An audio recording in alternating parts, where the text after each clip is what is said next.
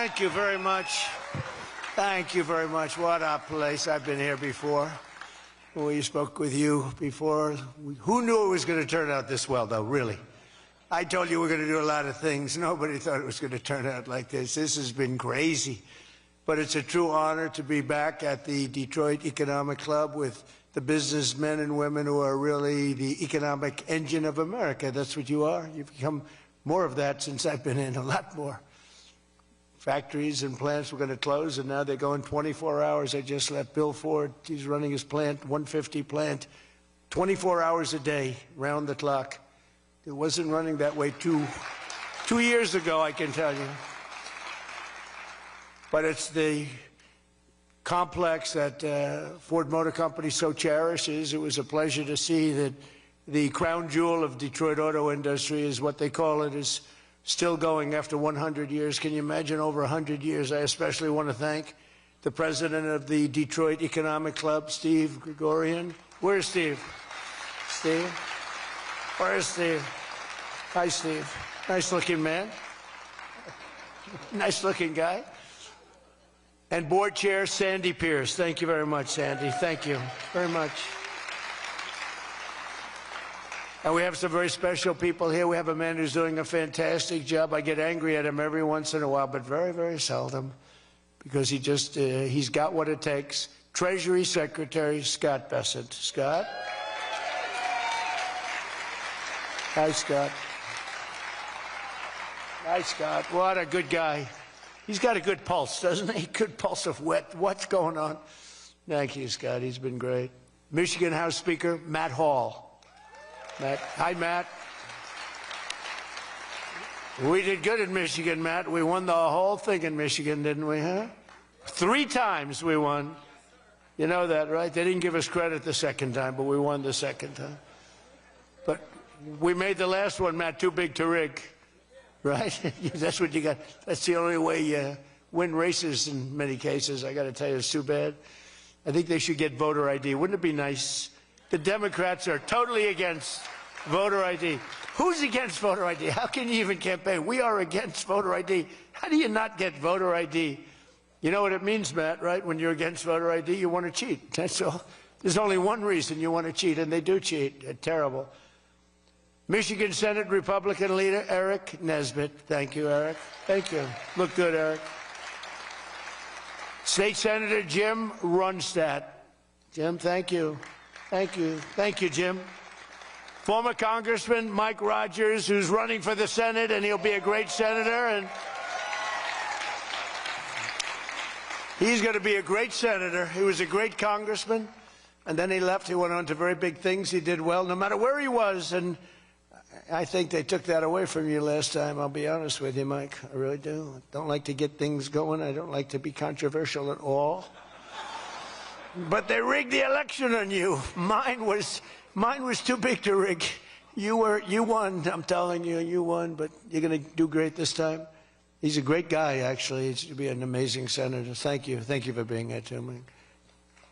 Special envoy to Iraq, Mark Savaya. Mark.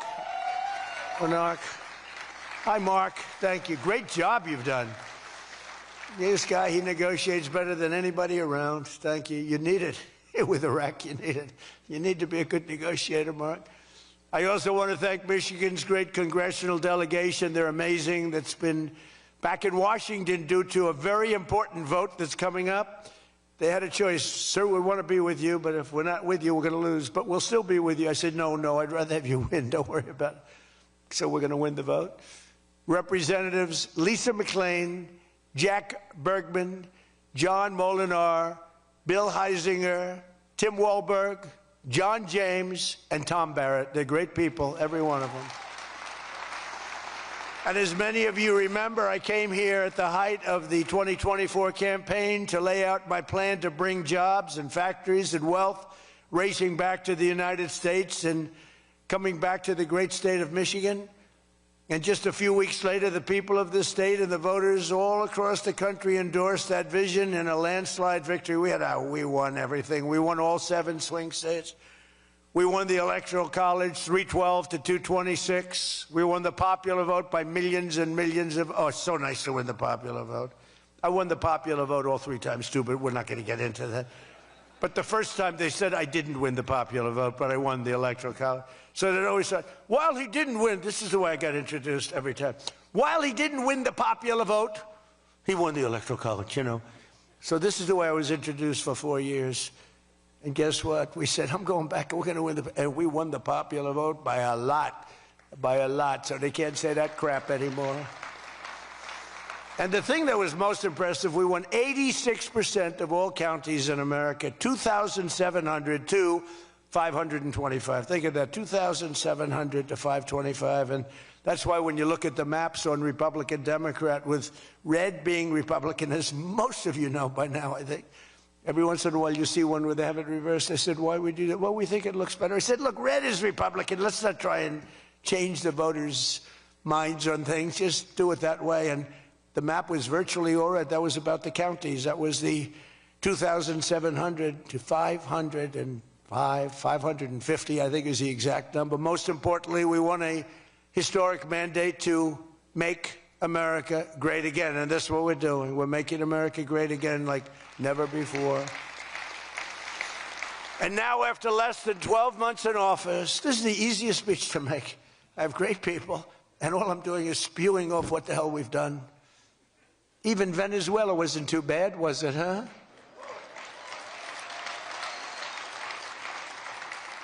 But you have people, Democrats, they say, I don't know if we should have done Venezuela, I don't know. Anybody that says that hates our country, okay? That was as flawless an attack as there has ever been. And they asked us to help them. They have 50 million barrels of oil. They said, take it. It's $5 billion. And we did. We're working with the Venezuelan people and representatives, and it's amazing. But that was an amazing situation. But we did al-Baghdadi, flawless. We did Soleimani, flawless. We did the Iran nuclear attack where we wiped out their nuclear capacity, which would have been very bad. You wouldn't have peace in the Middle East, flawless. We did them all flawless. I want to keep it going that way, too. I like flawless. Think about Jimmy Carter, the great Jimmy Carter, with the helicopters crashing, the hostages all over the place. Remember that one? Think about Sleepy Joe Biden with Afghanistan. What a disaster. The most embarrassing day in the history of our country, in my opinion. Real dope. Now, after less than 12 months in office, I'm back in Michigan to report to you on the strongest and fastest economic turnaround in our country's history. It's really been historic. There's never been, we're not 12 months, we're through 11 months. We've got $18 trillion being invested in our country. The most of any country ever was 3. We're at 18. There's never been anything like this. You are so lucky I allow you into this room to even be with me. I'm kidding. I'm kidding. The fake news will say Donald Trump thinks he's hot stuff. Right now, I'm feeling pretty good, though, I will say.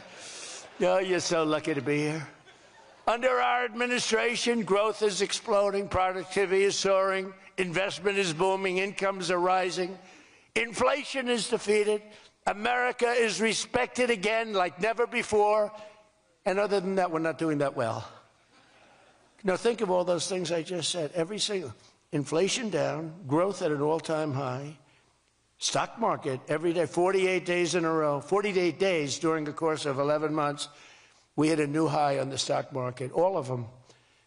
1 year ago, we were a dead country. Now we are the hottest country anywhere in the world. That was said to me by many leaders.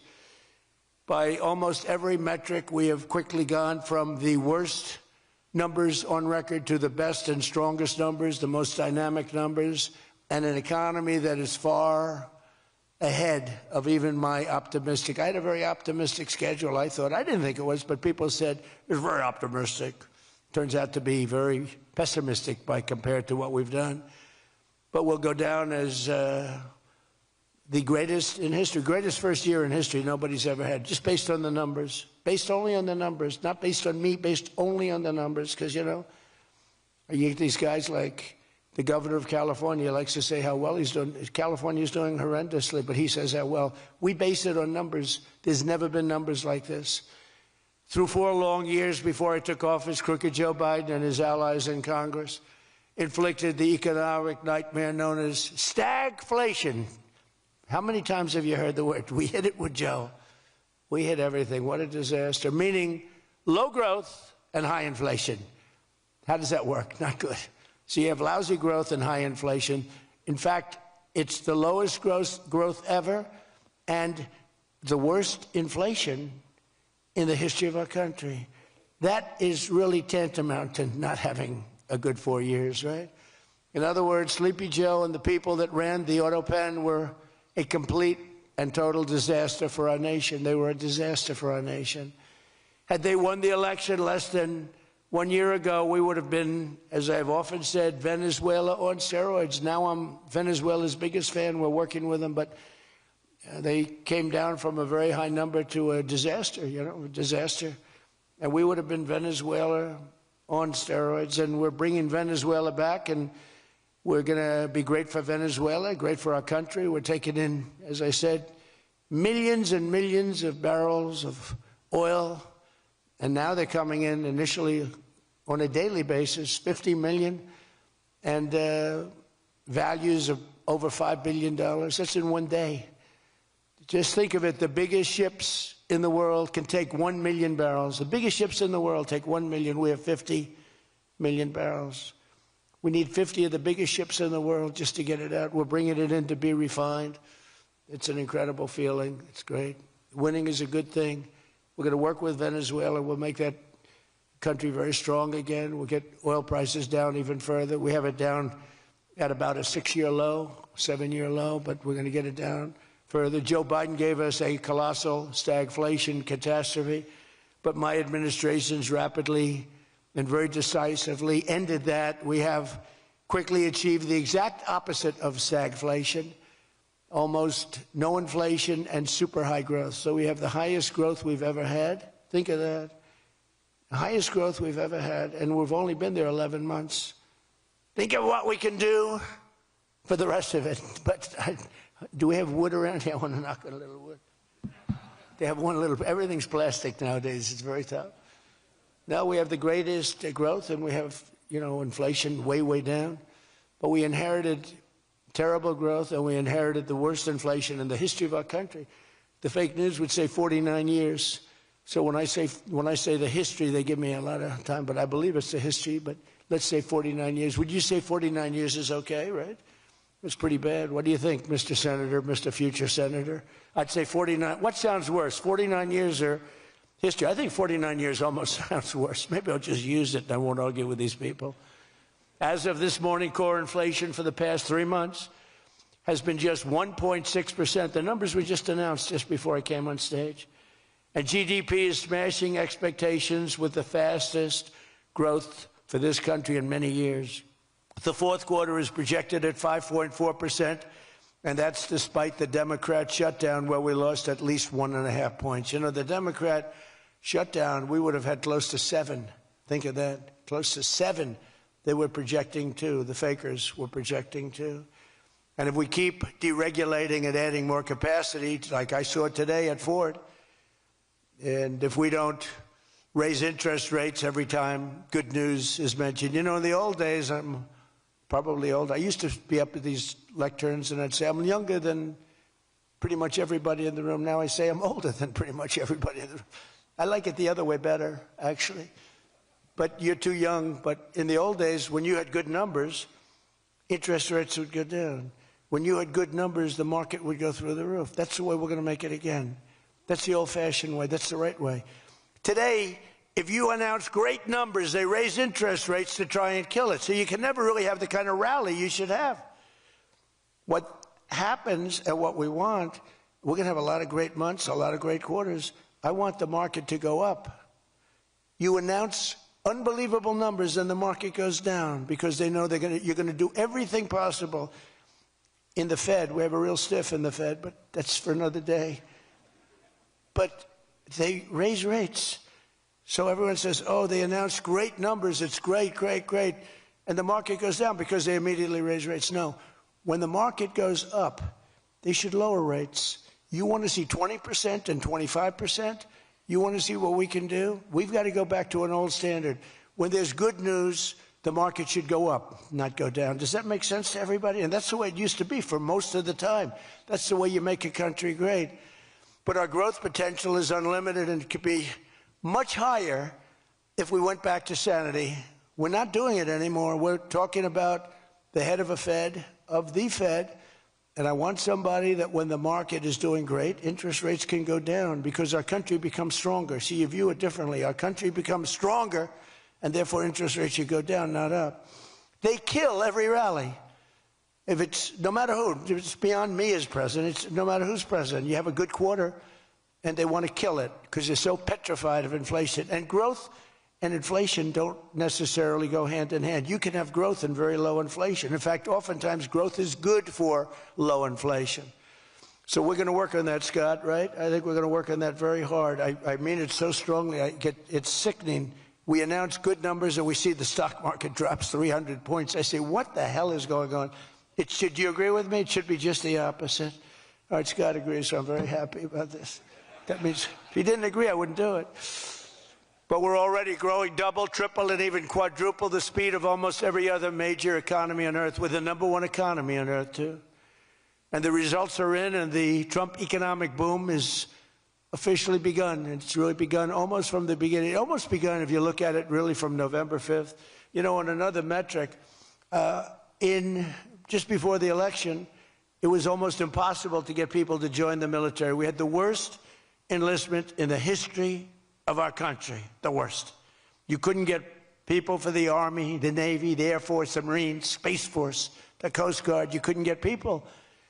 And since right after the election, but especially since after January 20th when we took office, we have now the strongest enlistment we've ever had in the history of our country. We've never enlisted people so quickly, so easily.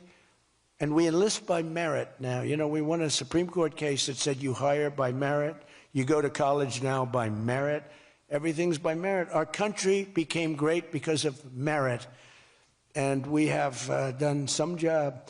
But think of it, a year and a half ago, we had the worst enlistment in history, and now we have the best enlistment. Things like that don't happen. You might go from the bad enlistment to okay, but you don't go from the worst in history to the best in history. But that's what we've done, every one of them. And that includes police and firefighters. It was very hard to get police. It was very hard to get firefighters, and now everybody wants those jobs. In 4 years of Biden, they secured less than $1 trillion of new investment in the United States. So 4 years, less than $1 trillion. In less than 1 year, I've secured commitments for over $18 trillion from all over the world, the most ever for any country.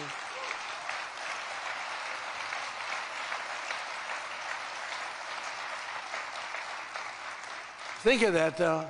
They did, and I'll tell you what, had she won, it would be a disaster because you would have people leave. You would have not had $1 trillion. You would have had $5 trillion, $10 trillion leaving the country, and your welfare would have doubled. When you look at what's going on in Minnesota, is that a disgrace? Is that a disgrace? But we'll talk about that. Under Biden, we had the highest trade deficit ever recorded, losing more than $1 trillion every single year. How about that? It was killing Michigan, and everywhere else in our country was being absolutely destroyed. But in a matter of months, largely because of tariff income and the election result, we've slashed that gaping trade deficit by, in a short period of time, 62, it just came out, 62%. People are stunned. The fake news back there, look at those cameras rocking and rolling. No, the fake news back there is, they're very upset about it, actually, but they're stunned. They can't believe it. We cut our trade deficit in actually 10 months was when the number came out. We cut it by 62%. It's going to go better than that now. The stock market is now the highest in history since the election. We've set all of those records, and I think an all-time record that's so important to me because so many people have them is boosting 401ks and retirement accounts for millions and millions of Americans, people that are in the police departments, the fire departments, people that are construction workers. A policeman came up to me recently, a nice guy guarding me. He's a perfect guy to guard me. He was a massive guy, big, strong guy. He said, "Sir, you made me look so good in front of my wife. My wife thought I was a horrible investor because every time I invested, we lost money. And we have a 401k, and I'm up like 85%. She thinks I'm Warren Buffett. She thinks I'm brilliant. She's now calling me brilliant. It makes my life much easier. I love my wife much more now. She calls me brilliant every time. I said, don't worry, you're going to do even better for the next 3 years. But one of the biggest reasons for this unbelievable success has been our historic use of tariffs. There was the tariff that made America strong and powerful in past generations, and then we got off it and we went to the income tax system. Great going, fellas. You know, we were the strongest in 1887, relatively speaking.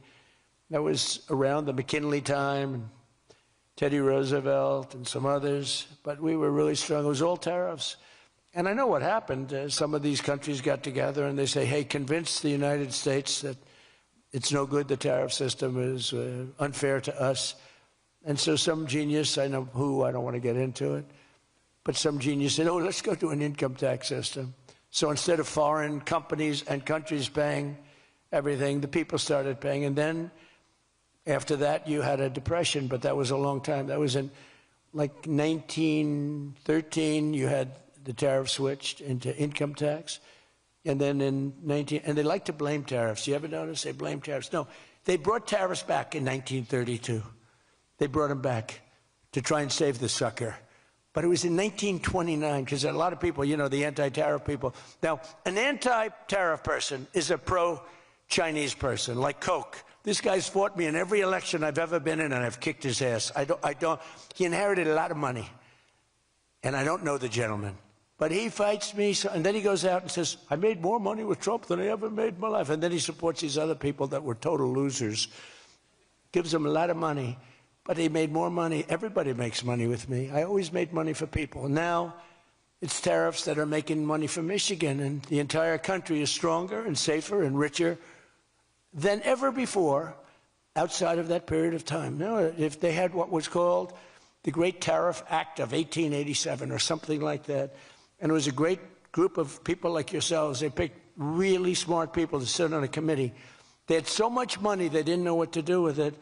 And they wanted to have the money given away. You know, we built the Panama Canal out of tariffs. We did a lot of things. Panama Canal was the single biggest investment, relatively speaking, that this country's ever made. Would be the equivalent of trillions of dollars today.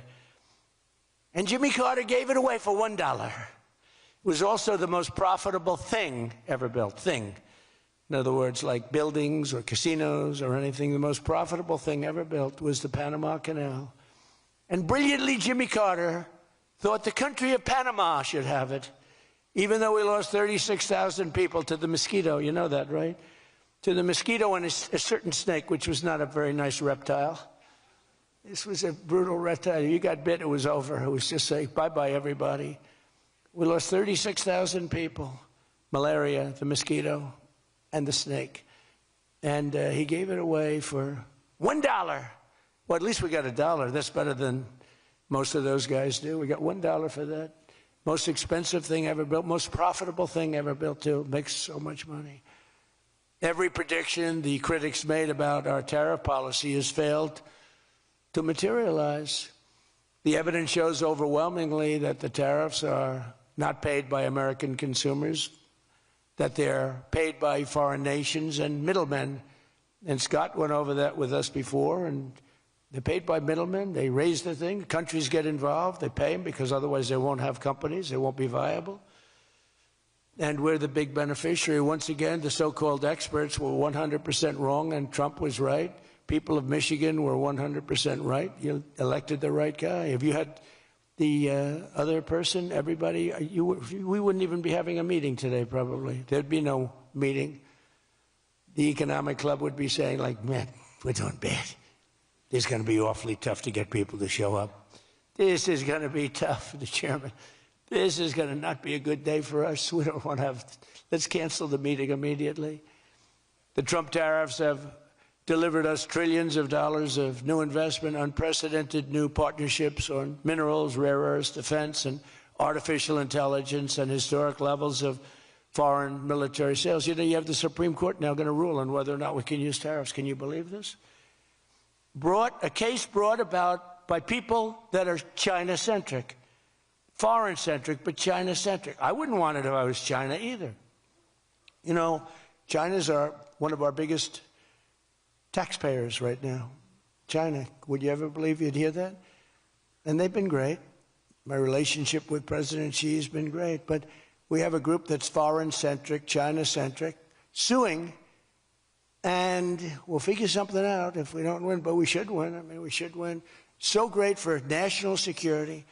I ended 8 wars. Think of that, 8 wars. And without trade and tariffs, you wouldn't have been able to end any of them. But they brought hundreds of billions of dollars pouring into the United States Treasury, helped curb inflation, and helped cut the federal budget deficit by a staggering 27%. And that's only for a short period of time. The number's much bigger than that when you add in the full year. And I've told people I got into a lot of trouble because of the fake news back there. I told people, I said, tariff is my favorite word. I said, my favorite word of every word is tariff. I've loved it for 40 years. I came here many years ago. Remember, they said I didn't come here. Then they found out I did. I got an award in Detroit, in Michigan, many years ago, and still have it. They said it never happened. It did happen, turned out. I didn't notice any apology.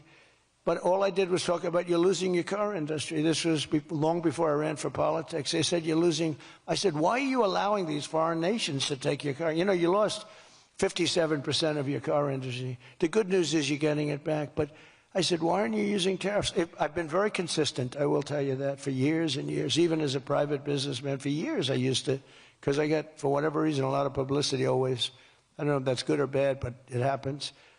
And I talk about the importance. But I said, recently, I said, tariff is my favorite word in the whole dictionary. There's no word. And I took a lot of heat. They said, what about your wife, your children? What about religion and God? What about Jesus? So I said, all right, it's my 5th favorite word. And since then, I've been fine. They hit me hard, these people, the fake news. They were killing me over tariff. He likes tariff more than his wife, more than religion. He likes tariff more than anything. What a disgrace. So I now call it number 5, and I'm in good shape. That was a rough day. It's my favorite word, and I got killed. Every word, you know, when you go up here, you take a big chance, especially me, because I go off teleprompter about 80% of the time.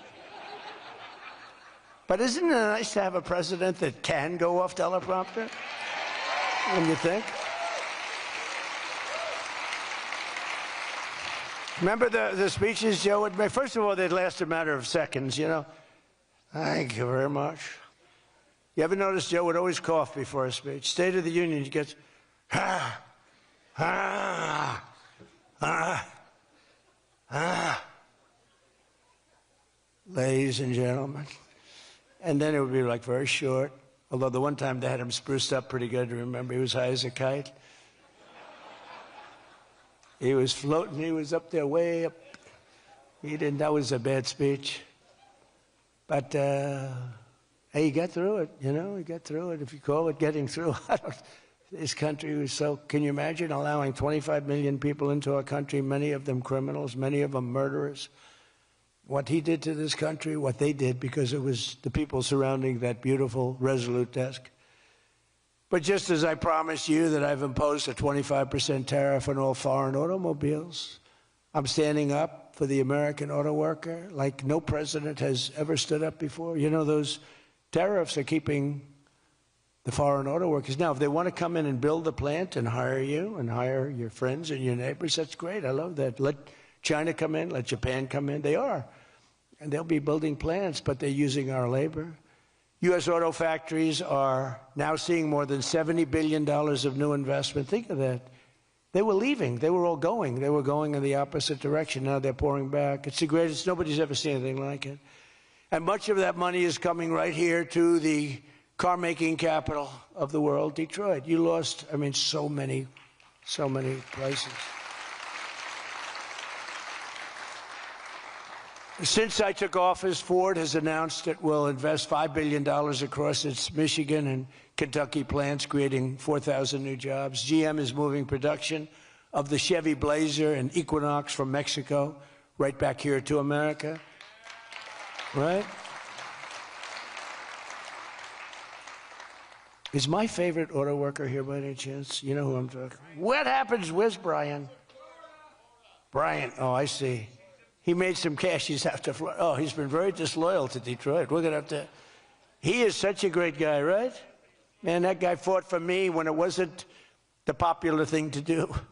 He fought for me from day one. Well, you tell him I said hello to him, all right? That guy, he got it. 4 years ago, he got it, right at the beginning. He understood it better than anybody, better than the great economists. They had no clue. And Stellantis is investing $13 billion to expand its U.S.-based manufacturing plant by more than 50%. Stellantis doing a good job. Never before has an administration achieved such sweeping and dramatic turnarounds as has taken place just in this very short period of time. I mean, you're talking about 11 months. 11 months and you have a different business. 11 months and you're booming. I just spoke to an AI guy, and that's booming too. You know, we're leading China in AI by a lot. I'm letting them build their own electric plants because people are saying, you know, the amount of electricity they need twice as much as electricity currently in the United States for every other business, home, factory. They need double. So I said, we can't do that. And then I had the idea. When they build these $50 billion plants, I'm going to let them build, and they're already building big electric plants to take care of their plant. And any excess electricity, they'll sell it back to our country. It's an unbelievable, and therefore, we're going to build, I think if they really add it, you know, you hear how much, and I have great respect for China, but you hear they're building a lot of electricity, but we are too. But we're having it built privately. They're going to own their own electric. They're becoming their own electricity producer. And when they heard this idea, they thought it was great, but they didn't take it seriously because they said it's too good to be true. But then they realized that I was serious. So we're getting them 2- and 3-week approvals. They don't have to wait for 20 years before they get rejected. You know, in the old days, they had to wait for 20 years, and then they get rejected at the end of 20 years. Guys would give up their whole career trying to get one approval, and then they get rejected. In every aspect of our agenda, we're putting America first, and nothing will stand in our way. Nothing's going to stand in our way, nothing.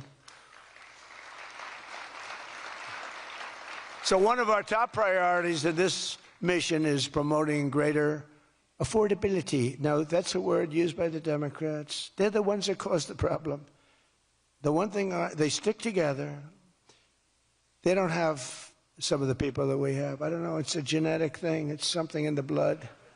We got some real losers, mostly great.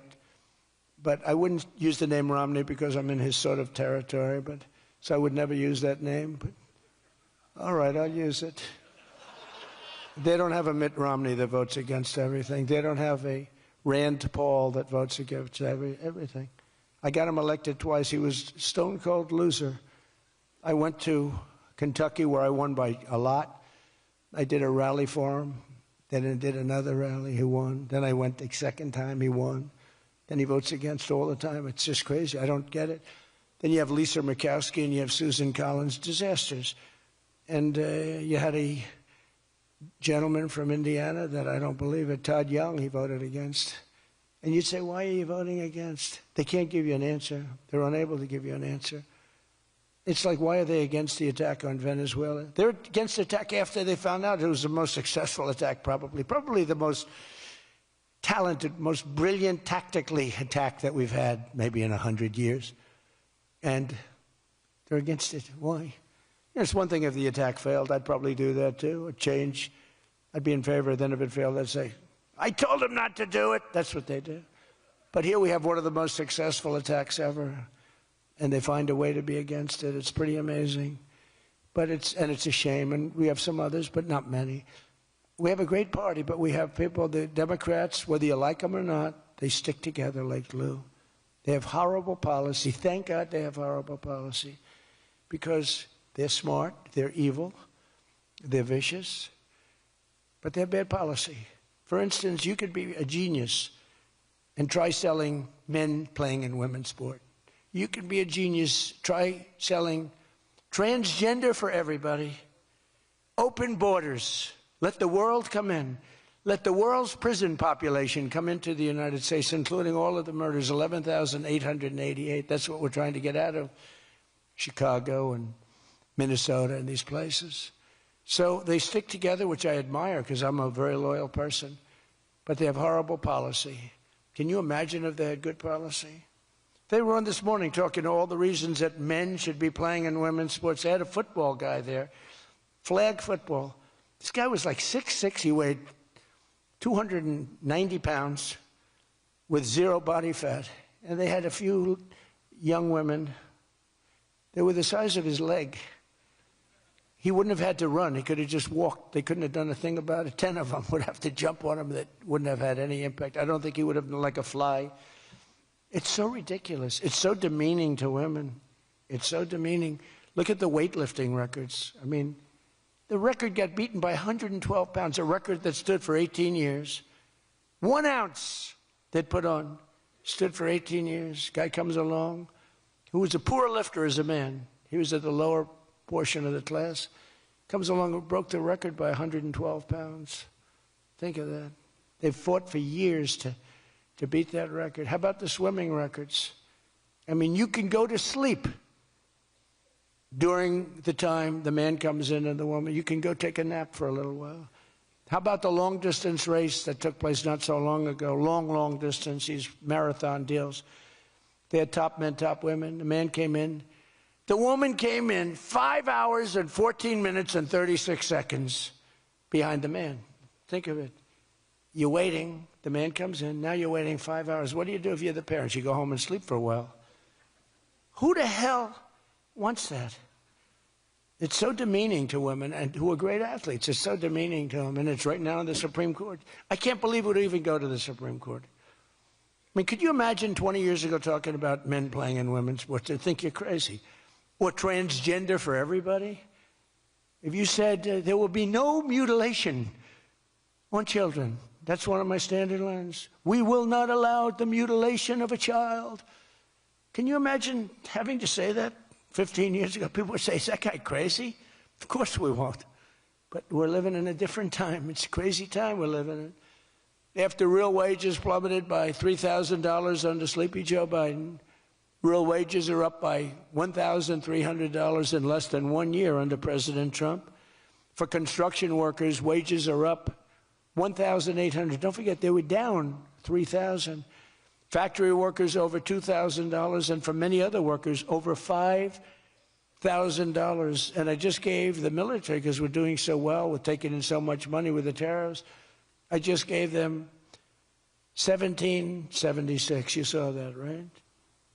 Did you see that? They had 75, and I said, you know, if you had $1 more, it's $1,776. They said, that was a good idea. We could afford $1 more. We gave them $1,776. Meanwhile, grocery prices are starting to go rapidly down. Rent is down. Airfares are down. Hotel rates are down. Cell phone prices are down. And we're just getting started. But more importantly than going down, our growth is through the roof. It's way up. Among my first acts in office was to end the radical left war on oil and gas and stop the crusade to kill American energy, and frankly, to open up cars so that you don't have to have an electric car. I love electric cars. I think they're great. I like Elon a lot. I don't think he was too happy with my policy of opening it up, and I can understand that. But I've been saying it for 4 years. They wanted everybody to have an electric car in a very short period of time. There was no way to build the stations. There was no way to get it done.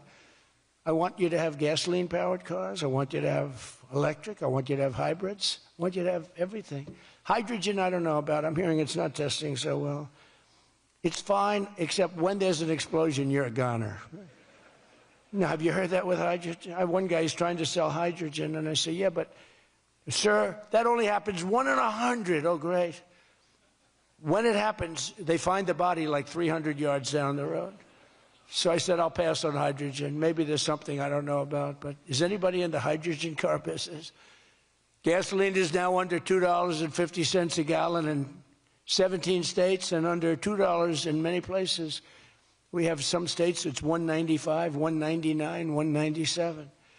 As we speak, these are gas stations, and think of that. We have gas stations in the Detroit area where you can fill up for less than $2.30 a gallon, whereas 2 years ago it was $4.50, and in many places it was way over $5. Think of that, $2.30. You see it. That's like a massive tax cut, which we gave you under the great big beautiful bill, by the way. No tax on tips, no tax on Social Security, no tax on overtime. And with our extremely successful operation in Venezuela earlier this month, that number soon is going to go lower because we're going to have a lot more energy. We're going to have a lot more, as opposed to a country that's going to be totally shut down. No fuel, no gasoline. And it's, you know, they say it's got more than Saudi Arabia. Who knows? It's got a lot. And by the way, to all Iranian patriots, keep protesting. Take over your institutions if possible.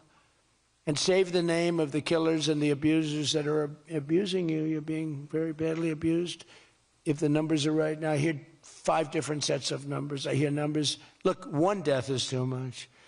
But I hear much lower numbers, and then I hear much higher numbers. But I say save their names because they'll pay a very big price.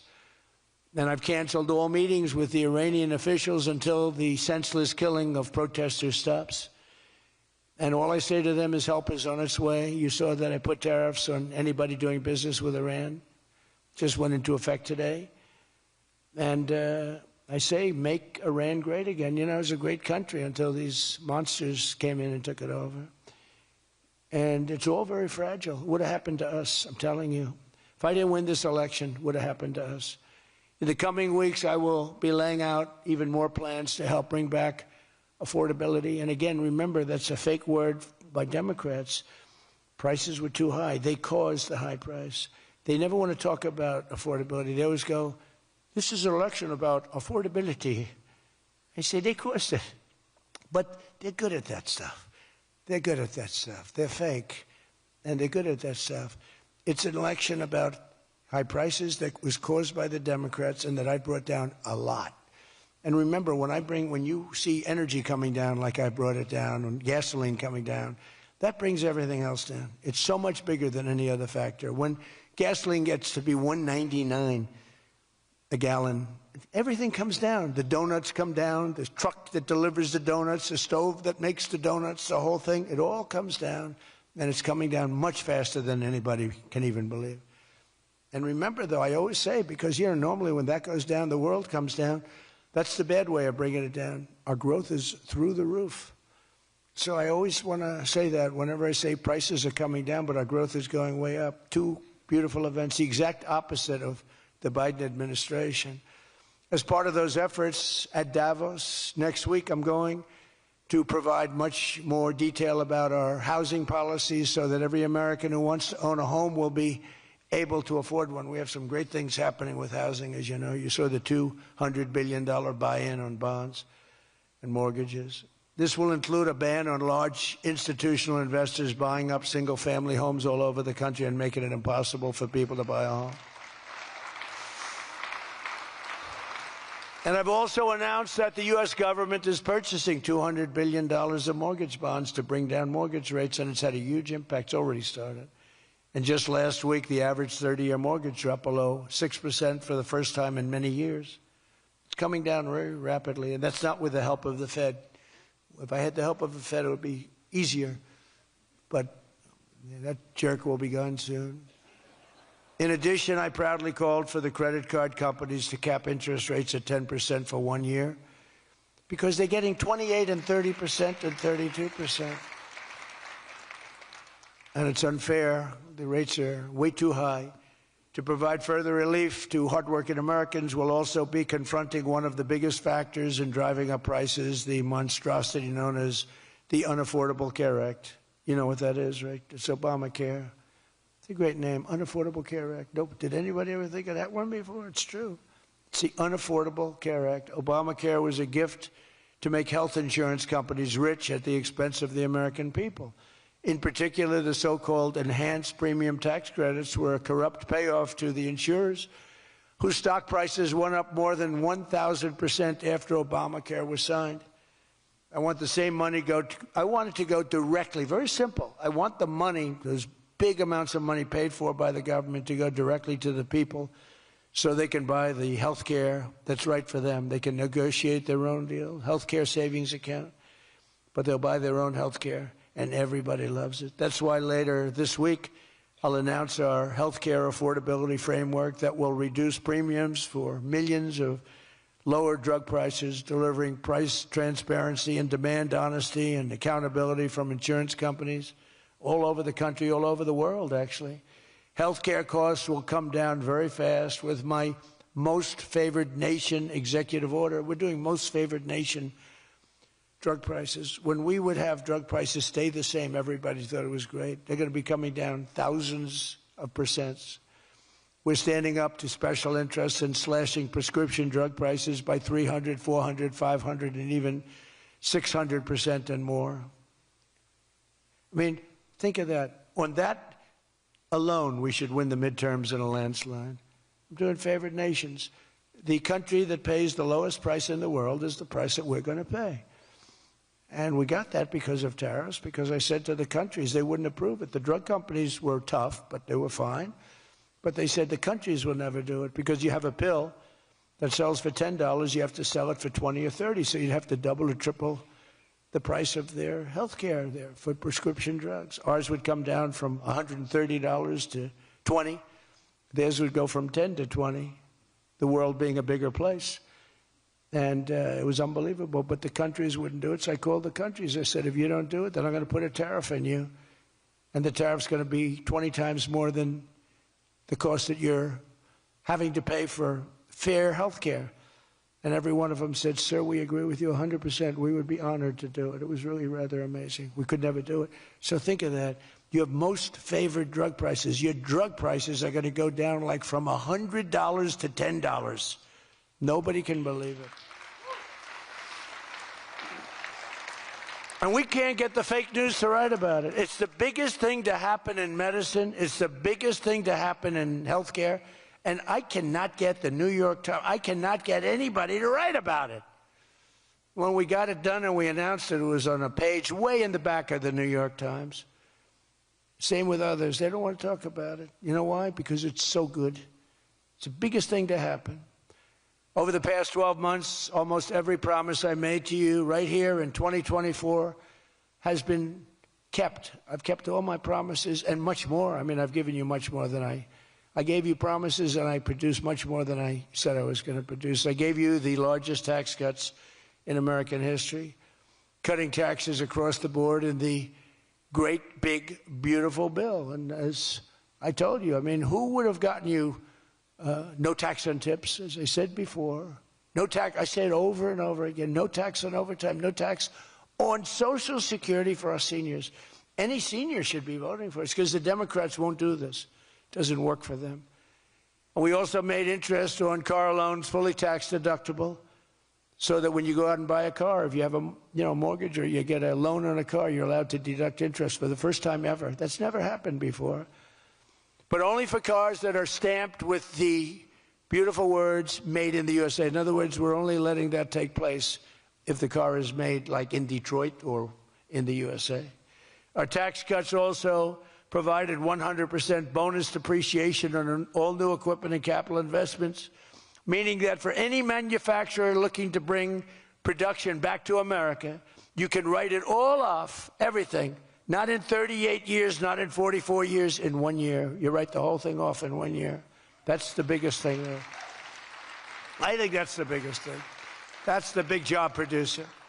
And I've cut an unprecedented number of burdensome regulations. We're number one in the history of our country in cutting regulations. I promised to cut 10 old regulations for every one new regulation. So if we put on a regulation, the only way I'll allow it to happen is if the secretary, like Scott Bessent, cuts 10 old regulations. But instead, last year we actually cut 129 regulations for every one that we put in. Think of that. So nobody's ever cut regulations like I have. I terminated the insane electric vehicle mandate and ended the war on internal combustion engines once and for all. Those engines were gone. And some people like them. And if they like them, great. And if they like electric, if they like any form of propulsion, any way you want to propel your car is okay, except for a couple of them, as I discussed. I permanently stopped Joe Biden's ridiculous CAFE standards. You know what the CAFE standards are? They're standards that make it impossible for you to build a car affordably. They make it impossible for a car to really work right. The CAFE standards sound so nice. The CAFE standards, it's environmental standards that are impossible to meet. And we're canceling the EPA's absurd tailpipe emission standard, one of the worst ever. And I revoked the California emissions waiver to stop San Francisco communists from regulating automobiles all over our nation, all over our world. Boy, I have done so much for the car industry. It's crazy. Nobody thought it was possible to do this. And that's why your industry, and not everybody's in the car industry. How many people are in the car industry in this room, in one way or another? That's a lot, relatively. That's not bad. Another urgent priority for bringing down the cost of living is to stop the colossal fraud that is bleeding American taxpayers absolutely dry. The fraud being committed by the Somali population in Minnesota. Have you heard of them? They're lovely people. Is monumental. And California, Illinois, New York, and others are just as bad. Our country has been losing over $500 billion to fraud every single year, but those days are over. We have the best group you've ever seen assembled going after fraud. In Minnesota, we're cracking down on the Somali scams, ending the brazen and shameless theft of taxpayer dollars. Well, it's going on in Maine, too, with Somalis. You know, and they don't take our ships anymore. You know why? We hit them with the same missile that we used to hit the drug dealers coming in with the boats. You know, we have drugs coming in by sea down 97%. You've seen that? 97%. And we're trying we're really trying hard to find out who the hell is the other 3%. But we have them down 97%. And we're going to start hitting them by land, too. The hard part is done. By sea, nobody's coming. It hasn't been great for the fishing industry, however. Those that have a fishing boat, they're having a hard time getting customers. But you can't have everything. Nobody wants to go on boats. Nobody wants to go like 25 miles an hour. When you see a boat with 5 engines on the back of it going 65 miles an hour, and it's loaded up with hundreds of bags that you see cellophane with white, typically it's not fishing. How about the couple of submarines we took down? We took out 2 submarines, and the Democrats say they were fishing. No, they were submarines. They were actually, they build a very fast, it's a drug-carrying submarine. They have a lot of money. And we took them out, and the Democrats claimed that they were fishing. We shouldn't ruin people's beautiful fishing journey. It's unbelievable what we have to go through. It's really a shame, actually. We've frozen all children's payments to those states that we're talking about, and we will now require proof of attendance in order to receive federal funding for child care or any of that. How about all these child care places in Minnesota where there is no children? They go there, they get paid millions and millions of dollars. The biggest operation in all of Minnesota had no children. And we pay millions of dollars. They're scammers. They're scammers. They always will be. And we're getting them out, and we're not going to pay them. We're not going to pay Minnesota. Right, Scott? We're not paying Minnesota any more money for that, any of that crap. It's a big scam. It's a giant scam run by an incompetent, crooked governor. He's an incompetent, crooked guy. And also, we're freezing any and all welfare payments going to illegal immigrants that will start effective immediately. So when illegals come into California, Gavin Newsom, they come into California, and they send us bills for people coming in. We're not paying it. So we're working on that very strongly. Just don't pay it. As Nancy Reagan would say, just say no. You remember Nancy Reagan? Just say no to drugs. It's a little more difficult than that, I guess, right? But just say no. Additionally, from this moment forward, if you're on public assistance like almost all Somalis are, did you see where 94% of them are on public assistance? You can't wire money out of the country back to your bank account from where you came. But more importantly, we probably aren't even going to give them the money anymore, the money going to them, because of the tremendous abuse and probably illegality being perpetrated on our country. We're not going to give them the money. We're not giving them the money. It's massive numbers of people are scamming our country. You know, they came from a place with nothing, and they come here and they drive around in Mercedes-Benz. You know, the Mercedes-Benz dealers do well in that area of Minnesota. Can you believe it? They have nothing. They get welfare payments, and they have Mercedes-Benzes. It angers me so much, but we're going to straighten out our country. This was done under Biden and Obama, very much under Obama. It all started under Obama. And we just can't. We've got a great country. We're not going to screw it up. But this was one of the great scams ever. They have the same thing, Somali in Maine. Who would think? I never saw that happening. But in Maine, it's really crooked as hell, too. But it's not just Somali. It is them, but it's not just. There are many other places, many other people. The whole country, if we stop this fraud, this massive fraud, we're going to have a balanced budget. That's how much money you're talking. We'll have a balanced budget without all the growth I'm talking about. And then you add the growth, we got one hell of a country. We're giving 90-day notices to places like California, Scott. Right away, we're going to send out that notice. Who would bill the federal government as people poured into the state to send those people back because no country can afford to do it? No country can afford to take in millions of people, pay for their education, their health care, their hospitals. You just can't do it. And we all have a heart. You can't do it. But many of those people are murderers. They're people released from jails, prisons, mental institutions, insane asylums. They're people that are drug dealers. They're addicts.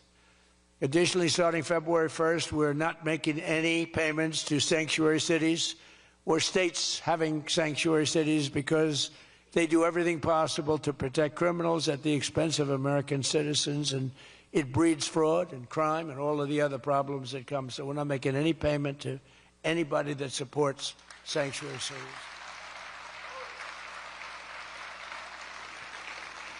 We have also suspended nearly 8,000 SBA loans, Small Business Association loans, to suspected scammers in Minnesota, of which there are many. It's a great state. It was a great state. Now it's getting destroyed by that stupid governor. What a stupid guy he is. But he's a crook. I mean, he's an incompetent guy, but he's a crook. He allowed this to go. You can't have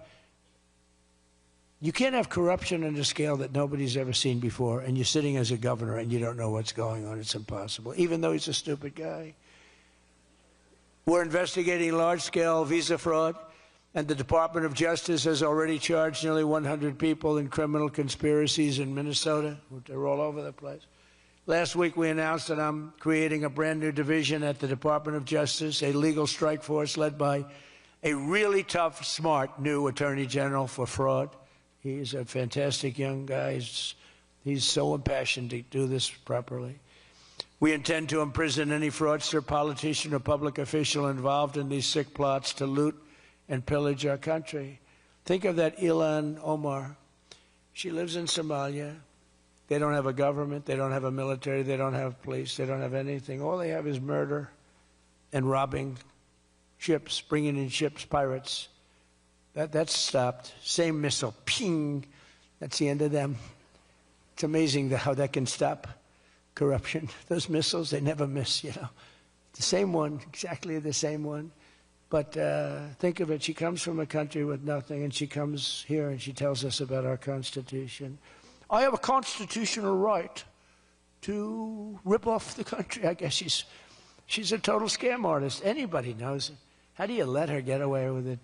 AOC +3. She was one of the three. They're all scammers. They're so bad for our country. They're so bad for our country. Our ICE operation in Minnesota, for example, is finding hundreds of killers, violent predators, and child rapists, some of the worst criminal offenders anywhere in the world, murderers all over the place. All we want to do is get them out. Did you see the pictures that we put up? Hundreds of them. Murderers wanted for murder, wanted for the worst drug selling. One of them is one of the biggest drug dealers in the world.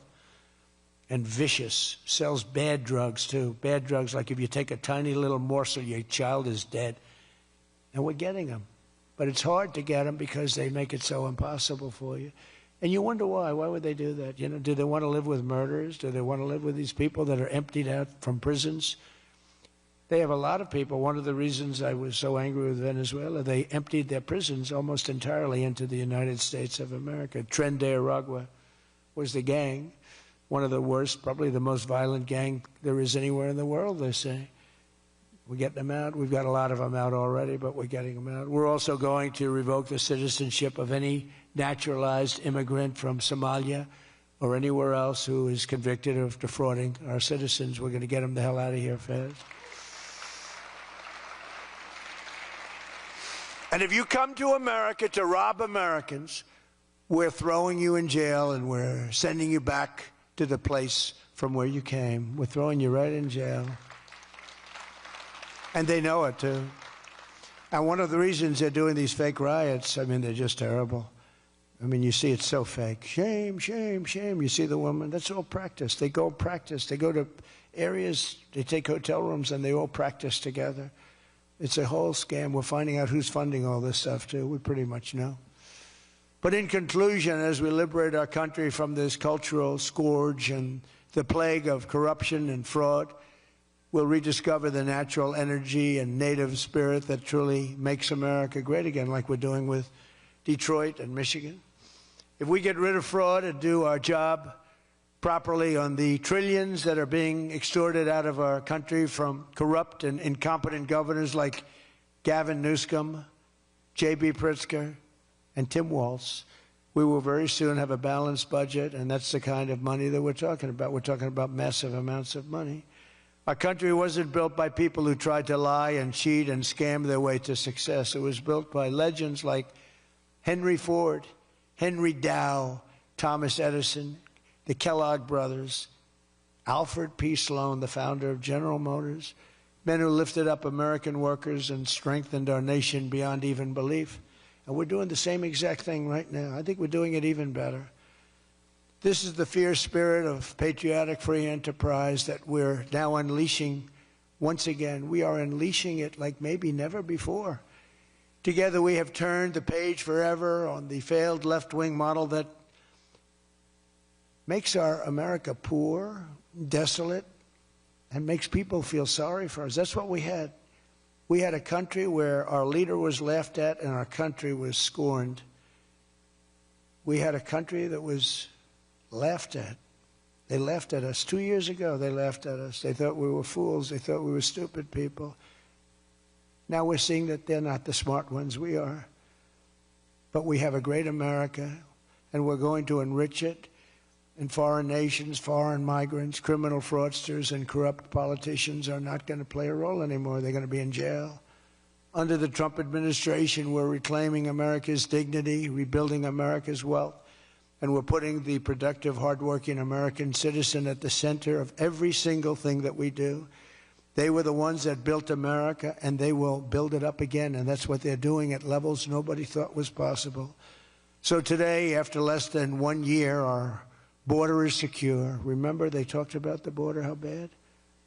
In 3 weeks, I didn't go to Congress. I said, secure our border. And they did. Remember Biden, he said, I have to get approval from Congress.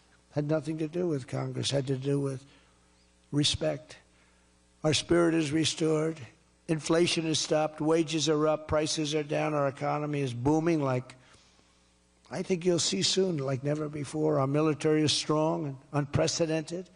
I rebuilt our military in my first term. Our workers are thriving and our auto industry is returning to the country where we all began and where it all began, and frankly, a country that we love. The United States is winning again, and we're rapidly making America and the great state of Michigan greater and more prosperous than ever before. I want to again thank the Detroit Economic Club. You do a fantastic job, so respected. God bless you, and God bless America. Thank you very much, everybody. Thank you.